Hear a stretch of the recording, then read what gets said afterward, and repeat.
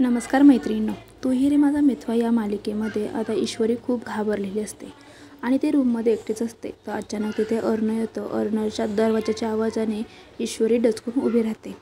तर अर्णव म्हणतो, काय झालं? तर लगेच ईश्वरी म्हणते, मला खूप भीती वाटते आहे, मी काय करू?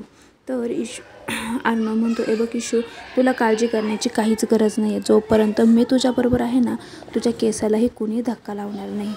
तरीही लगेच ईश्वरी म्हणते, पण माझं मन मानतच नाही आहे. तर तो म्हणतो, मला माहिती आहे तुला कसली भीती वाटते तर. आणि तो ईश्वरीचे दोन्ही हात हातात घेतो आणि म्हणतो, हे बघ, डोळे झाकून माझ्यावरती विश्वास ठेव.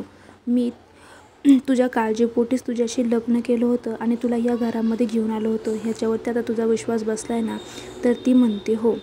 आणि लगेच आता अर्णव खाली जातो आणि मामाला बोलून घेतो आणि मामाला म्हणतो, मामा, तुम्ही एक काम करा, तुम्ही फक्त आता ताईची काळजी करा. तर मामा म्हणतो, असं तू काय करणार आहे की मला तू ताईची काळजी करायला सांगतो आहे?